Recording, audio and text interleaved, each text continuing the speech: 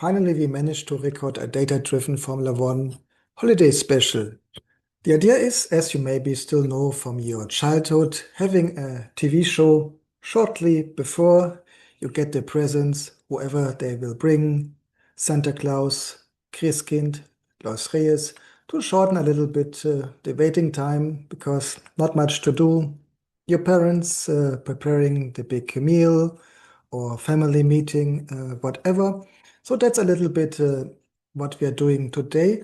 We are maybe something you will get, some toy, some Lego set, who knows. So the idea of this today's show is take Charles Dickens' Christmas Carol, The Three Ghosts. We will get a visit by the ghost of Formula One past, present, and future, especially also related, of course, data. So what data we had in the 50s, today, and what we will have tomorrow, including what will be the ethical pitfalls about tomorrow's use of data in Formula One. So that's a little bit what we want to talk about today. And even if you not see this episode before the Christmas time, holiday time, whatever you celebrate or not celebrate, I think it will stay all year long an interesting topic. So hope you enjoy it. Let's start the episode.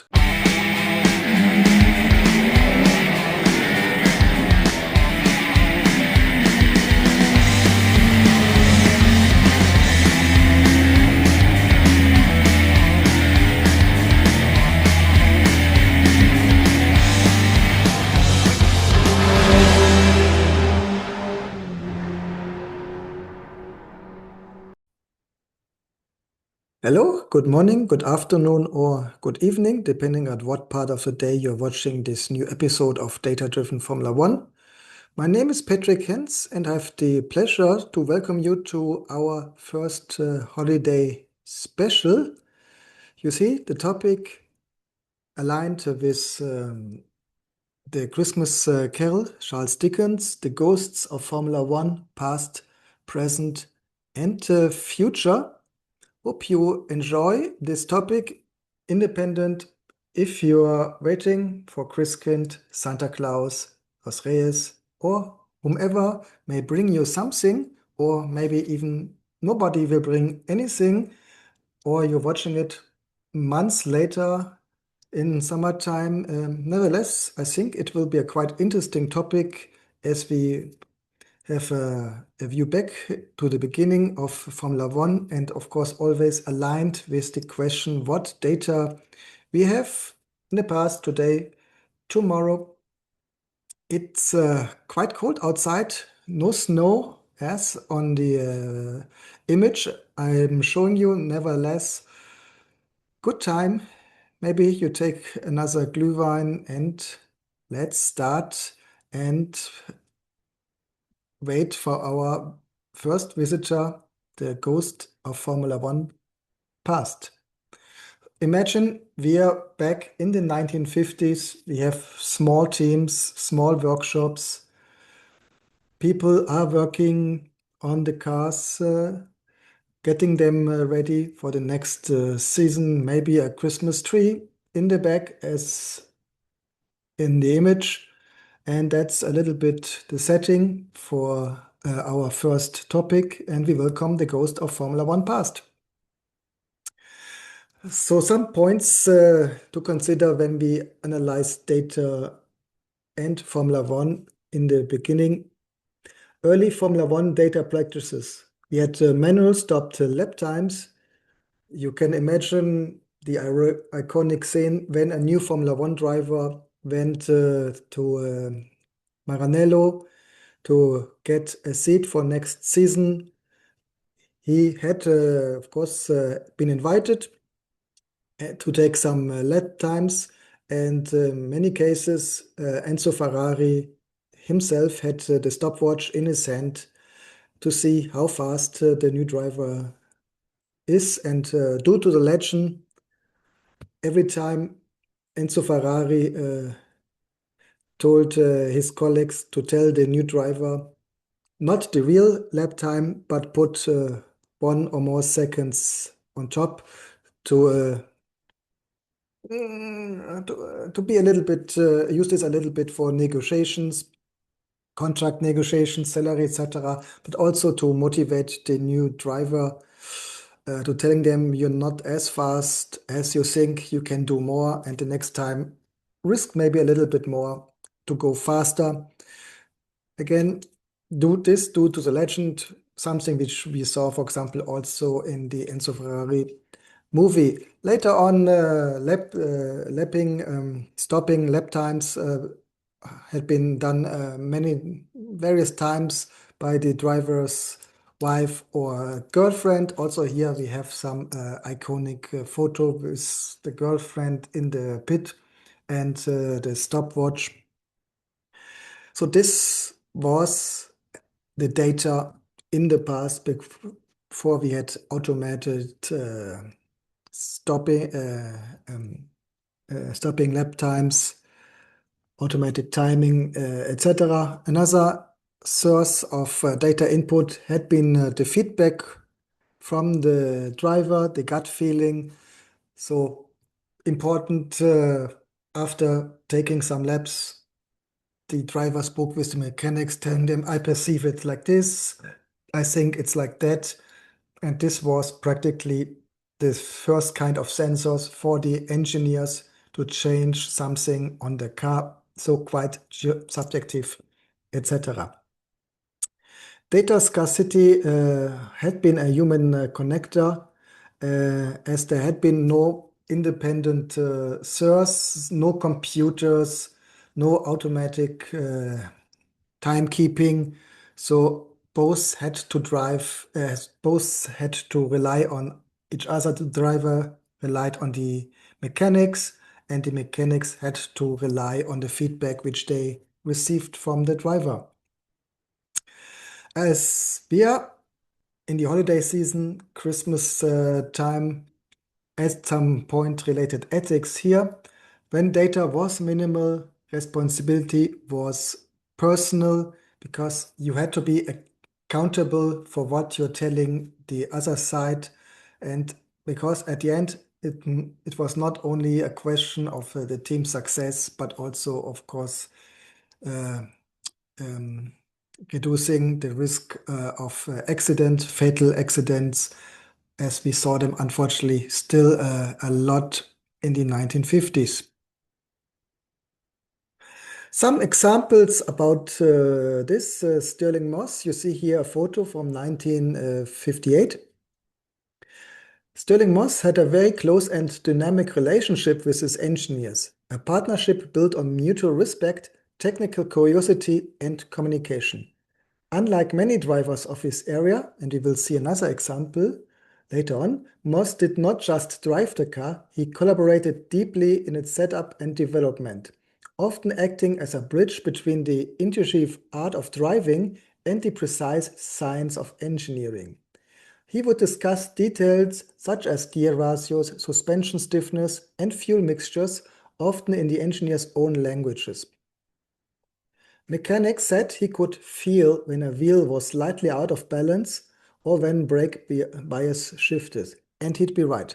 What we discussed, in this time, the driver had been a sensor imperative for the engineers and mechanics. Furthermore, he also had experience with innovations like disc brakes, which he championed early on. That's one example, Stirling Moss. Another one, Juan Manuel Fangio. Fangio, unlike Moss, wasn't known for detailed mechanical discussions or engineering theory. His genius lay in something more intangible, a deep, almost spiritual feel for the car, the track, and the race situation. Let's unpack this. Fangio's driving was rooted in what many of his contemporaries called el sexto sentido, the sixth sense. He could sense changing track grip, fuel load, and tire behavior without needing instruments or data. What was real benefit in that area because we didn't have this instrument as today. He often said that listening to the car told him more than any engineer could. This intuition allowed him to adapt instantly to unexpected changes such as varying fuel mixtures, braking fate, or even mechanical issues. Nevertheless, important also to understand, Fangio wasn't dismissive of engineering, he respected it deeply, but he trusted feel before formula. And something similar we saw later with another famous Latin American, South American driver, Ayrton Senna. I drove as if in a trance. Each corner came to me. I didn't have to look for it. So Senna described in various occasions how he really had been in this flow where he practically had been spiritually in a different level while driving the car on the limit, something which more in detail we discussed in our episode Being Ayrton Senna.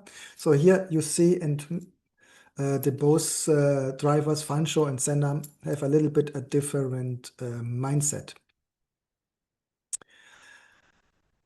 That's from the past.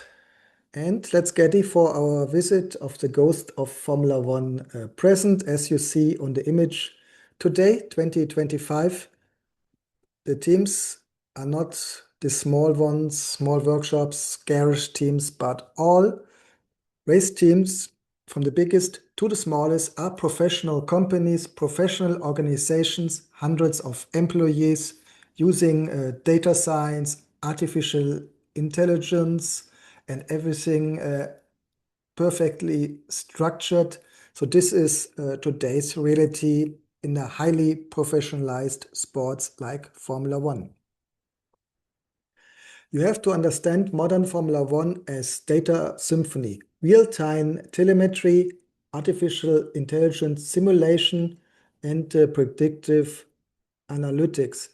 So we have all this technology in place. On the other hand, Formula One is still not a stable world, so we are not speaking about playing chess, a board game.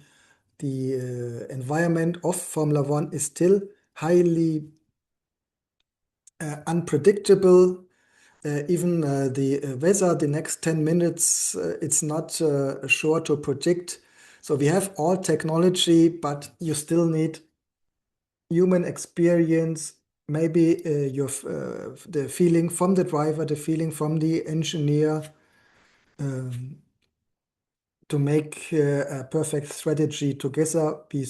Because again, Formula One, the race weekend, it's not a stable world. A lot can happen, which is practically unpredictable so far.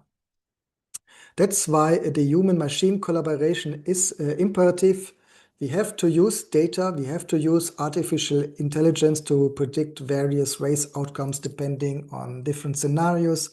Nevertheless, instinct still matters. For example, wet weather calls, when to come in to change tires, this lap, next lap, etc. This can decide the race outcome.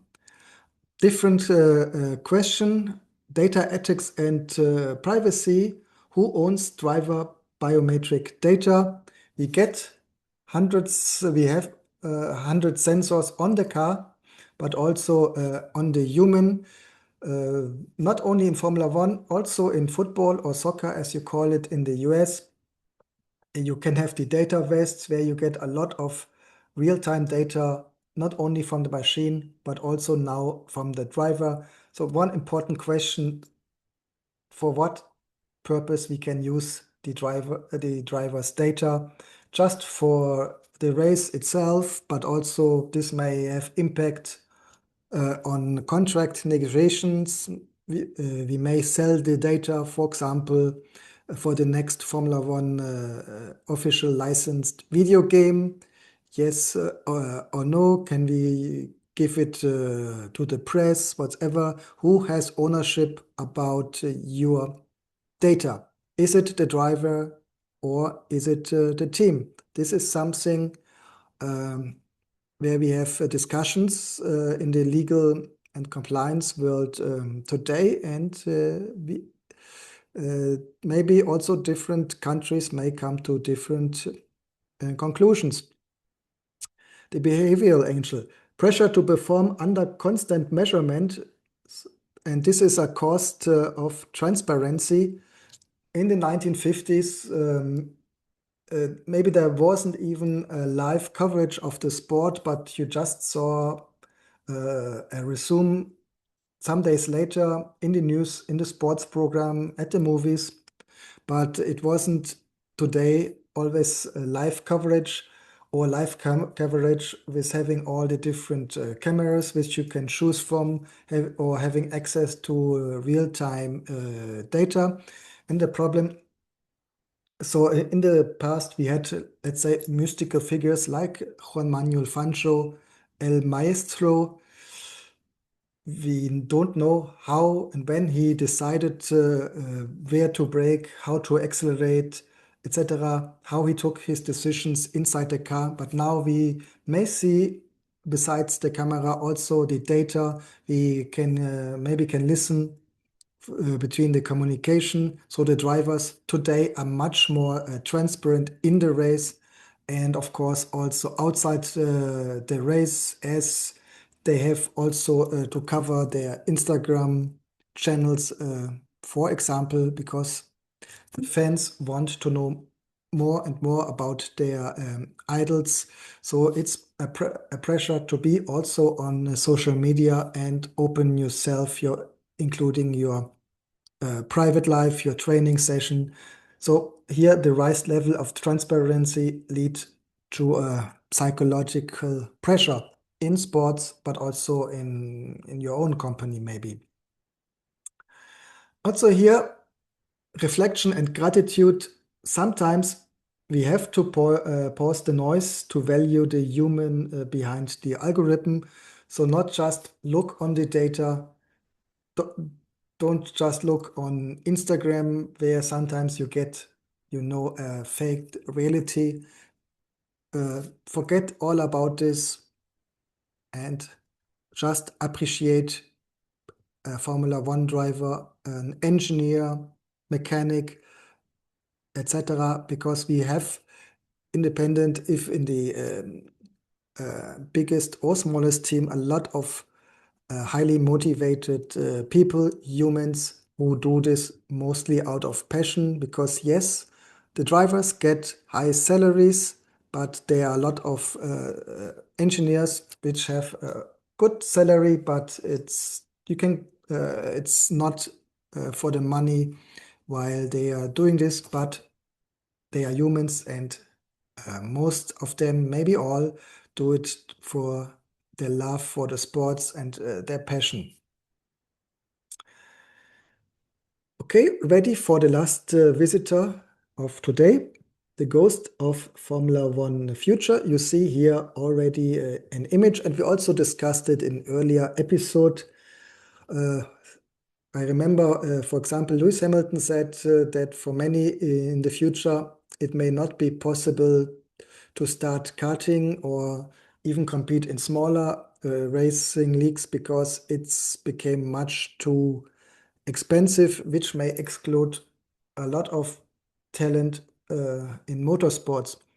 So we discussed maybe first you may start as an esports driver, and if you're successful in esports, you may get an opportunity to switch to classic motor racing.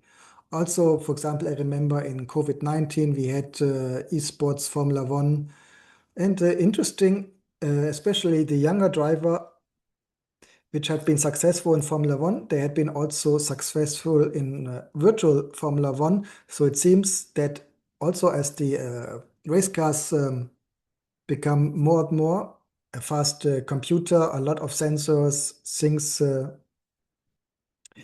which you're able to change as a driver or as an engineer.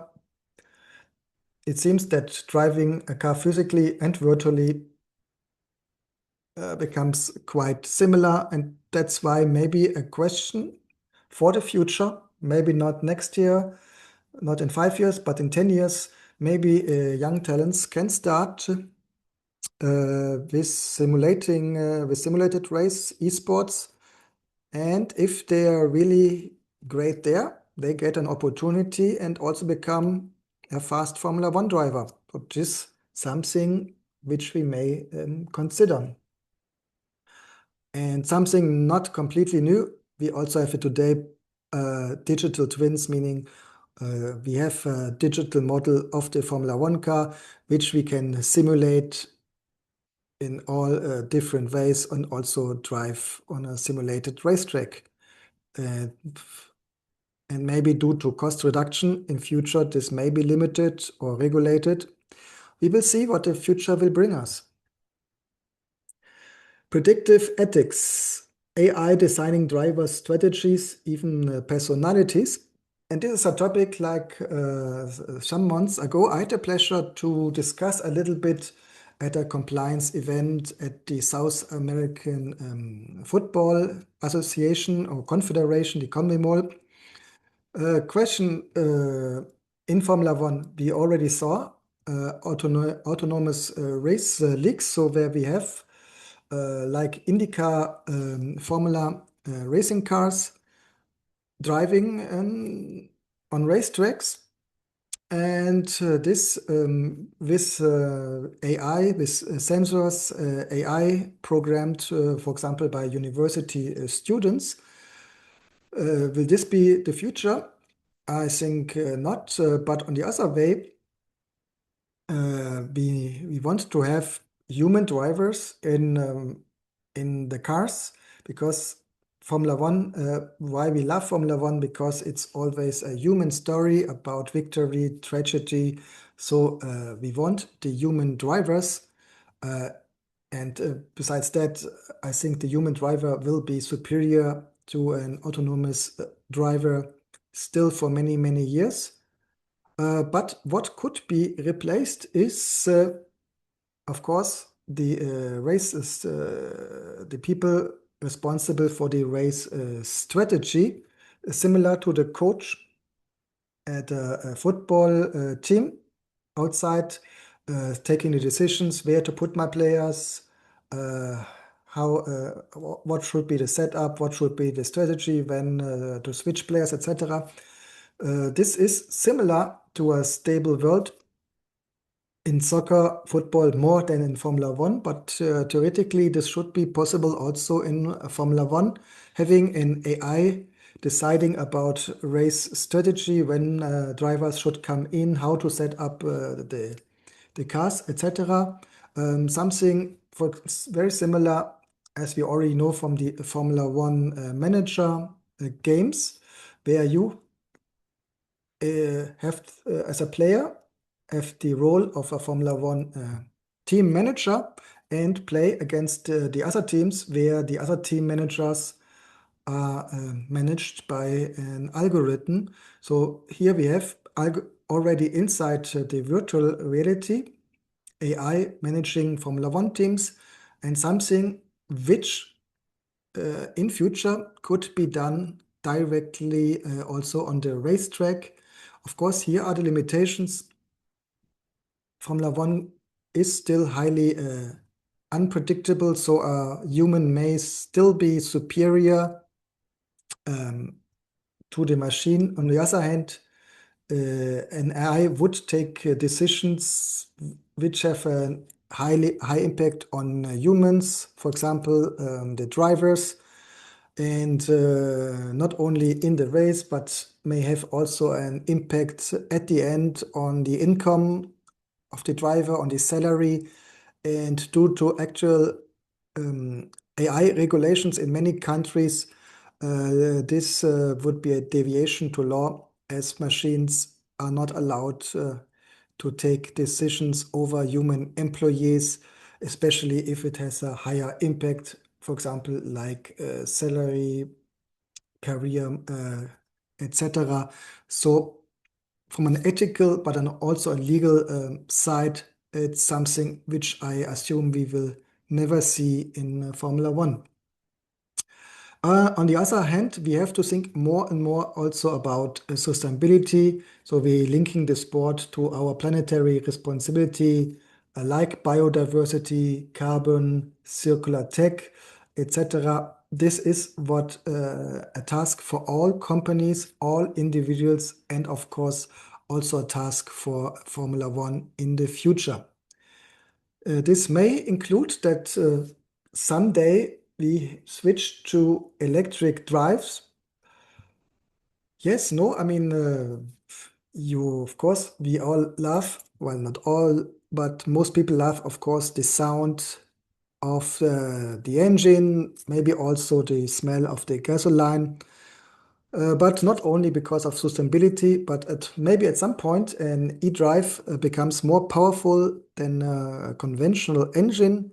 And as we want to see in Formula One the highest level of motorsports, someday we may see a switch to e-drive, something we have to see maybe the next 5, 10 years. Also, of course, data privacy stays an important topic in the future, redemption through awareness.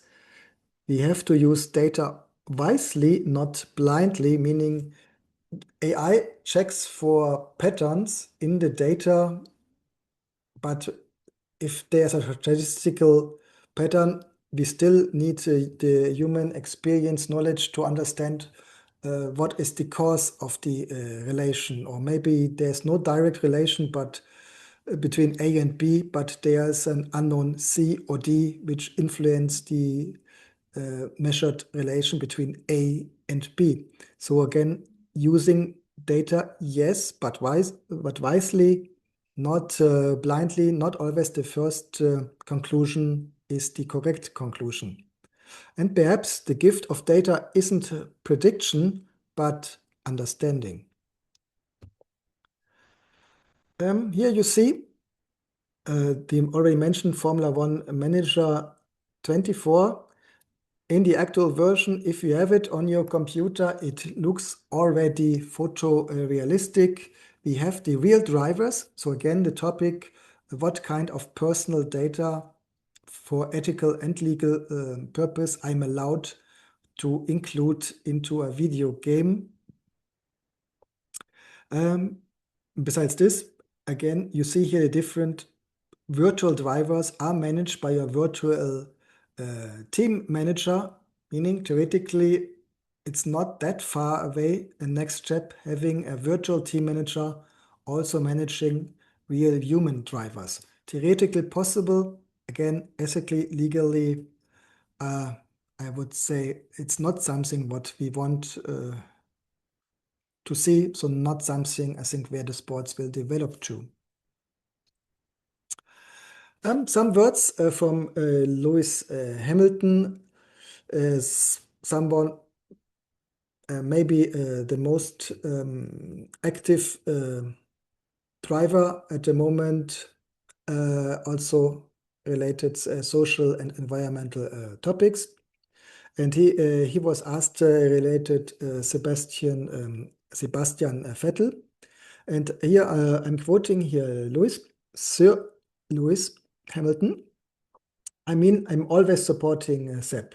He's the only driver that I'm aware of, other than myself, that ever actually talks about important topics and fights for. He's aware of the bigger picture, and this means the environment, avoiding climate change, supporting biodiversity. I remember Sebastian Vettel is supporting bees because bees are as a species negatively impacted. We see every year less and less bees. Of course, they are imperative for the environment. Without bees, no fruits, no food, etc.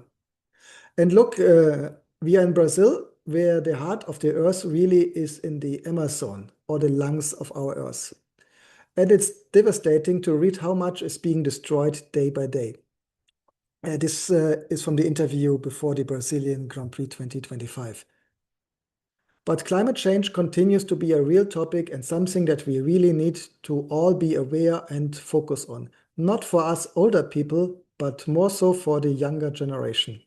It's for us to make the change. It's not their fault that we've made a mess. So Lewis Hamilton, maybe also because of his experience, is always somebody who understands that Formula One as a sport has, of course, an obligation uh, to support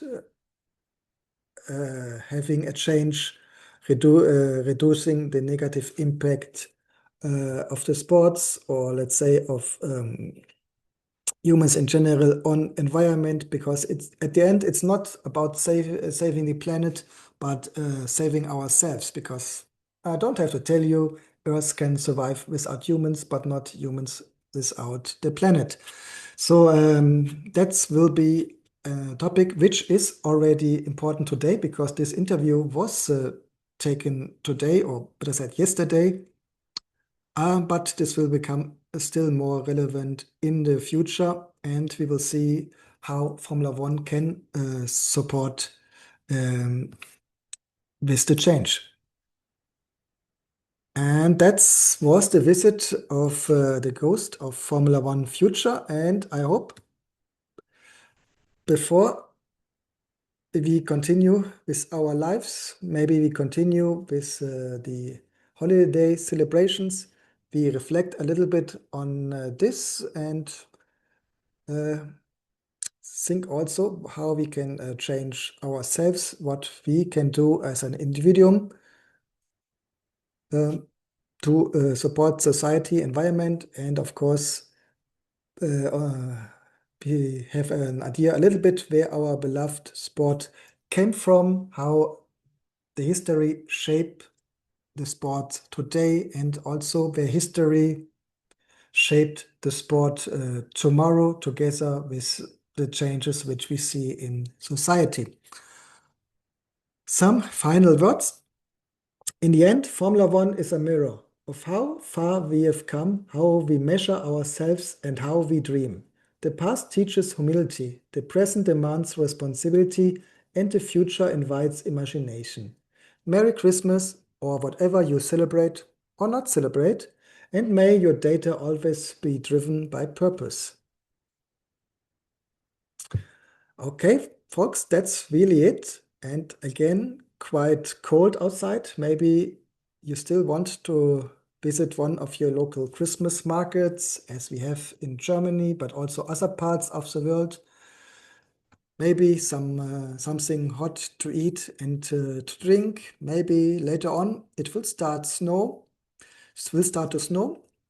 And let's see what the next days will bring us. If you enjoyed this video, please give it a like. For example, YouTube, Spotify, YouTube Music. And if you want to find out what will be our next episodes about, follow these channels.